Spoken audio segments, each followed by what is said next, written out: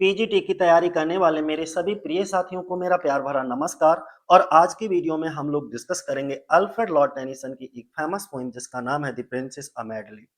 चलो शुरुआत कर लेते हैं। इसके टोटल 25 क्वेश्चंस होंगे, ठीक है, ध्यान बनाए रखना। तो चलो पहला क्वेश्चन हमारा कौन सा है। The princess a medley is a poem written by. ये जो पोएम है वो किसके द्वारा लिखी गई है, तो इसको पोएम को लिखने वाले कौन है, अल्फ्रेड लॉर्ड टेनिसन है। ध्यान बनाए रखना, किसकी बात करी हमने, अल्फ्रेड लॉर्ड टेनिसन की। अच्छा, इसका इनका जन्म कब हुआ था, तो इनका जन्म 6 अगस्त 1809 को हुआ था और इनकी मृत्यु भी 6 तारीख को ही हुई थी, लेकिन मंथ अलग है, 6 अक्टूबर 1892 में। लगभग 82 साल की उम्र में इनकी क्या हो गई थी, मृत्यु हो गई थी। ध्यान बनाए रखना, 82-83 साल की उम्र में। अगला दूसरे नंबर का क्वेश्चन हमारा कौन सा है। दी poem the princess was published in, ये जो पोएम प्रिंसेस है ये किस वर्ष प्रकाशित हुई, तो 1847 में इसको प्रकाशित किया गया। किसको, प्रिंसेस आ मेडली को, ठीक है।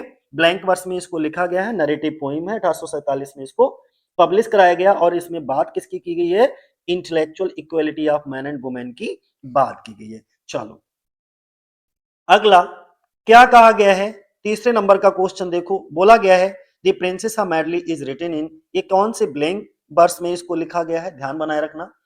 प्रिंसेस अ मेडली किसमें, यही सब चीजें पूछी जाती हैं क्वेश्चंस में, तो इनको विशेष ध्यान बनाए रखना है कि पोइम किसके द्वारा लिखी गई, कौन सी फॉर्म में इसको लिखी गई है, ठीक है, पब्लिश कब हुई, इस तरीके से। तो ब्लैंक वर्ष में इसको लिखा गया है।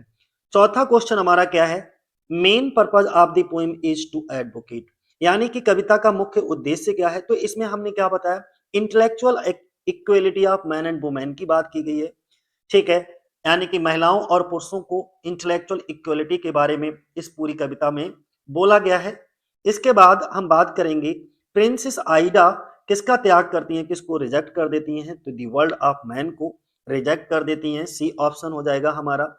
प्रिंसेस आइडा एस्टैब्लिश, जो प्रिंसेस आइडा क्या स्थापित करती हैं, किसकी स्थापना करती हैं, तो एक महिलाओं की यूनिवर्सिटी बनाती हैं, यानी कि वुमेन्स यूनिवर्सिटी। कौन सी, वुमेन्स यूनिवर्सिटी, सी ऑप्शन हमारा हो जाएगा, महिलाओं का विश्वविद्यालय, महिला विश्वविद्यालय कह सकते हो।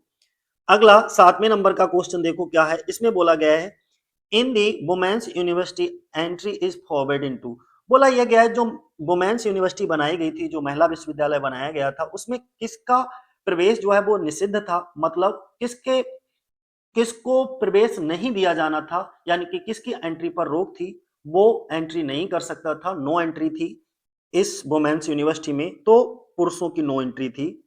पुरुष जो हैं उस वुमेन्स यूनिवर्सिटी में एंट्री नहीं कर सकते थे, और इस वुमेन्स यूनिवर्सिटी को किसके द्वारा स्थापित किया गया था, प्रिंसेस आइडा के द्वारा स्थापित किया गया था, ठीक है। प्रिंसेस आइडा, आइडा किसकी पुत्री थी, ए द डॉटर ऑफ, तो ये किंग गामा की पुत्री थी। मोस्ट एंड मोस्ट इंपॉर्टेंट है, Princess Ida is the daughter of King Gama. The prince was betrothed to Princess Ida, राजकुमार का विवाह प्रिंसेस आइडा से कब तय हुआ था, तो कब तय हुआ था, इन इन्फेंसी, मतलब बचपन में ही तय हो गया था, शिशु अवस्था में ही राजकुमार का, प्रिंस का जो है विवाह प्रिंसेस आइडा से तय हो गया था।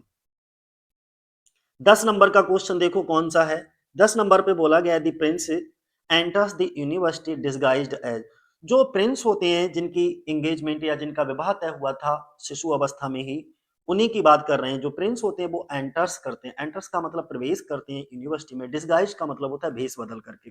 तो राजकुमार विश्वविद्यालय में किस भेष में प्रवेश करते हैं, अब वुमेन, महिलाओं का भेष बदल लेते हैं, होते लड़का है लेकिन ये क्या करते हैं, पुरुष होकर के महिलाओं का भेष रख लेते हैं, क्योंकि अगर पुरुष बन करके उस यूनिवर्सिटी में जाते तो वहां पर पुरुषों के लिए नो एंट्री थी, यानी कि उस महिला विश्वविद्यालय में पुरुष नहीं जा सकते थे। इसीलिए प्रिंस ने क्या करा, अपना भेष महिलाओं का रख लिया और महिलाओं का भेष रख करके वो उस वुमेन्स यूनिवर्सिटी में प्रवेश करते हैं। अगला 11 नंबर का क्वेश्चन हमारा कौन सा है, the Prince is accompanied by, Prince किनके साथ विश्वविद्यालय में प्रवेश करता है, और ये अकेले उस महिला विश्वविद्यालय में नहीं जाते, वुमेन्स यूनिवर्सिटी में नहीं जाते, जो आइडा प्रिंसेस के द्वारा स्थापना की गई थी, स्टैब्लिशमेंट हुआ था उसका, तो इनके साथ दो लोग और होते हैं, एक साइरिल और दूसरा फ्लोरियन, ठीक है। राजकुमार किनके साथ विश्वविद्यालय में प्रवेश करता है, तो सिरिल और फ्लोरियन के साथ, सी ऑप्शन हमारा सही हो जाएगा, सिरिल और फ्लोरियन। मोस्ट इंपॉर्टेंट क्वेश्चंस हैं ये, जरूर ध्यान बनाए रखना जितने भी, और यहीं से जो भी पूछा जाएगा बस यहीं से पूछा जाएगा। बाकी इसकी कुछ इंपॉर्टेंट लाइंस हैं जिनको मैं लास्ट में डिस्कस करूंगा आपके साथ अभी वीडियो के एकदम लास्ट में। The disguises of the prince and his friend are, राजकुमार और उसके मित्र का भेद क्या होता है, जैसे वो डिस्गाइज कर लेते हैं यानी कि अपना भेष बदल लेते हैं, of the prince and his friends are, तो डिस्कवर्ड, उनका जो भेद होता है वो खुल जाता है। यानी कि ये महिला का भेष बना करके यूनिवर्सिटी में जाते हैं, वुमेन्स यूनिवर्सिटी में, लेकिन ये पकड़े जाते हैं कि ये महिलाएं नहीं है बल्कि पुरुष हैं और ये महिलाओं का भेष बना करके इस यूनिवर्सिटी में आए हैं, तो डिस्कवर्ड पता लग जाता है सबको। After their discovery what follows, अब बोला ये गया उनके पकड़े जाने के बाद क्या होता है, तो एक युद्ध होता है। उनके पकड़े जाने के बाद क्या होता है दोस्त, युद्ध होता है। अब the conflict in the poem finally result in, कविता में जो कॉन्फ्लिक्ट दिखाया जाता है अंततः किसके, उसका रिजल्ट क्या होता है वो आपको बताना है। तो जो प्रिंसेस आइडा होती हैं वो क्या करती हैं, प्रिंस के लव को एक्सेप्ट कर लेती हैं, तो सी ऑप्शन हमारा सही हो जाएगा, एक्सेप्टेंस ऑफ लव, प्यार का एक्सेप्टेंस कर लिया जाता है, यानी कि प्रिंसेस आइडा राजकुमार के प्यार को एक्सेप्ट कर लेती हैं उस कॉन्फ्लिक्ट के बाद, उस युद्ध के बाद। अगला question, at the end of the poem Princess Ida, कविता के अंत में प्रिंसेस आइडा क्या करती हैं, एक्सेप्ट द प्रिंसेस लव, बिल्कुल सी ऑप्शन पे जाना है कि वो प्रिंसेस का जो प्यार होता है उसको स्वीकार कर लेती हैं। 16 नंबर का क्वेश्चन, द पोएम कंटेन्स, कविता में क्या शामिल है, तो इस कविता में एक प्रोलॉग और एक कंक्लूजन शामिल किया गया है, मोस्ट एंड मोस्ट इंपॉर्टेंट है। ये जो द प्रिंसेस ऑफ मेडली है, ये इसमें क्या है, इस पोएम के अंदर एक प्रोलॉग और एक कंक्लूजन दिखाया जाता है, ठीक है। और इसकी जो मेन थीम होती है इस पोएम की, वो विषय ध्यान रखना, हायर एजुकेशन फॉर वुमेन, ठीक है। अगला मोस्ट एंड मोस्ट इंपॉर्टेंट है, the sub title a madly suggest, जो अ मैडली का सब टाइटिल है वो कौन सा है, तो a mixture of themes and styles, B option हमारा सही हो जाएगा। अगला, the poem discusses women's education in a, कविता में स्त्री शिक्षा को किस रूप में प्रस्तुत किया गया है, इंटरेस्टिंग एंड नरेटिव मैनर में, यानी कि इस कविता के अंदर ये बोला गया था कि महिलाओं के लिए जो है हायर एजुकेशन होना चाहिए इन एन इंटरेस्टिंग मैनर में, ठीक है, the man be more of women she of man, इस तरीके से, ठीक है। इसीलिए हम क्या कौन से ऑप्शन पे जाएंगे, इंटरेस्टिंग एंड नरेटिव मैनर पर जाएंगे। अब हम बात करेंगे 19 नंबर क्वेश्चन की। 19 नंबर क्वेश्चन में क्या बोला गया है, बोला ये गया है द लाइन, और मोस्ट इंपॉर्टेंट लाइन है, the man be more of women she of man implies, यानी कि ये जो लाइन है इसका आशय क्या है, इसका मतलब क्या है, तो इसका मतलब ये है बैलेंस एंड म्यूचुअल अंडरस्टैंडिंग स्थापित करना मैन और वुमेन के अंदर, जैसे पुरुषों में स्त्रियों के गुण अधिक हो।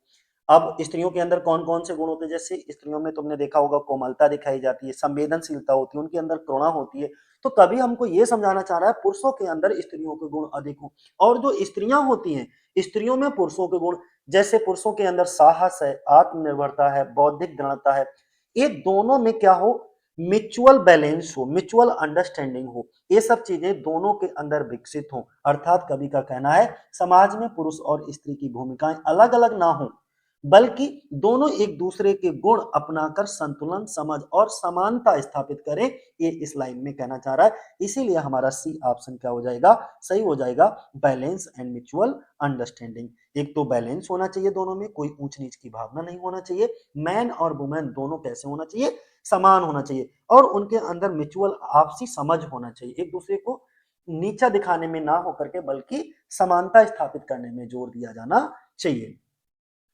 अब 20 नंबर का क्वेश्चन देखो कौन सा है, इसमें बोला गया है the coated line in the poem represents, ये जो ऊपर लाइन दी गई थी, ये पंक्तियां किसका प्रतिनिधित्व करती हैं, तो ट्रेडिशनल जेंडर रोल्स का। तुमने देखा होगा कि जो हमारा समाज है वो पुरुष बाहुल्य समाज है, यानी कि पितृसत्तात्मक है, तो इसीलिए यहाँ पर जेंडर इनइक्वलिटी की बात कही है, और जबकि कवि यहाँ पर क्या कहना चाह रहा है, वो ये कहना चाह रहा है कि जेंडर इनइक्वलिटी ना होकर के जेंडर इक्वलिटी होना चाहिए, ठीक है, ट्रेडिशनल जेंडर रोल ये प्रतिनिधित्व करती है। अगला, प्रिंसेस, द प्रिंसेस, माफ करना, प्रिंसेस नहीं, prince enters the university mainly to, जो राजकुमार होते हैं विश्वविद्यालय में क्यों प्रवेश करता है? तो जो प्रिंसेस आइडा होती हैं उनसे मिलने के लिए वो उस महिला विश्वविद्यालय में प्रवेश करता है। द वुमेन्स यूनिवर्सिटी सिंबलाइजेज, महिला विश्वविद्यालय किसका प्रतीक है? तो वुमेन्स इंडिपेंडेंस एंड एजुकेशन का सिंबल दिखाया जाता है। इस पोइम के अंदर कौन सी पोइम है हमारी? The princess a medley. Tennyson की ब्लैंक वर्स में लिखी गई नरेटिव पोइम है, 1847 में पब्लिश हुई है। Intellectual equality of man and women की बात की गई है इसके अंदर, ठीक है। तो वुमेन्स इंडिपेंडेंस एंड एजुकेशन का सिंबल के रूप में दिखाया गया है। अगला, दी पोइम फाइनली सपोर्ट्स, ये जो कविता होती है अंततः किसका विचार समर्थन करती है? तो harmony between man and women, महिलाओं और पुरुषों के बीच में समानता होनी चाहिए, इस विचार का वो समर्थन करती है, यानी कि म्यूचुअल अंडरस्टैंडिंग होना चाहिए। अगला, the princess reflects Tennyson's concern with, जो प्रिंसेस द मेडली पोइम है किस विषय पर टेनिसन की चिंता को दर्शाती है? तो सोशल एंड एजुकेशनल रिफॉर्म पर दर्शाती है। ये सही बात है, महिलाएं कम नहीं है, महिलाएं हर वो काम कर सकती हैं जो पुरुष कर सकते हैं, इसीलिए पुरुषों और महिलाओं में कोई विभेद, कोई अंतर नहीं किया जाना चाहिए, अर्थात दोनों समान हैं और दोनों के एक दूसरे के विचारों का सम्मान करना चाहिए।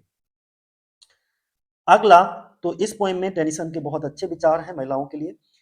The tone of the Princess can best be describe as, जो प्रिंसेस ऑफ मेडले है इस कविता का स्वर कैसा है?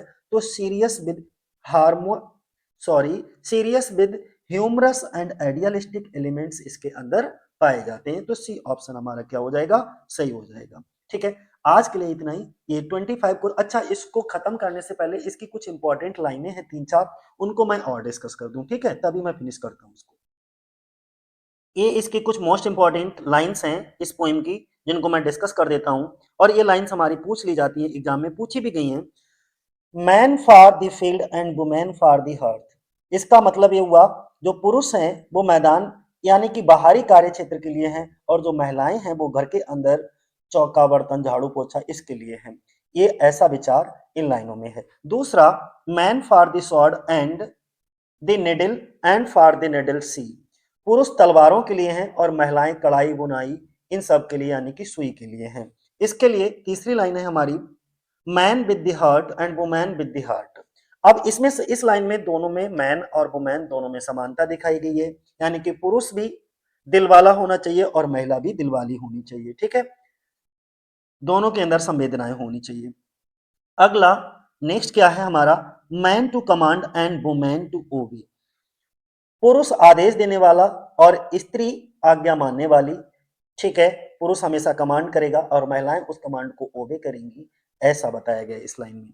ऑल इल्स इज कंफ्यूजन, इसके अलावा सब कुछ गड़बड़ और अव्यवस्था है, ठीक है, तो ये सब लाइनें इसमें बोली गई हैं। आज के लिए इतना ही। जय हिंद, जय भारत साथियों।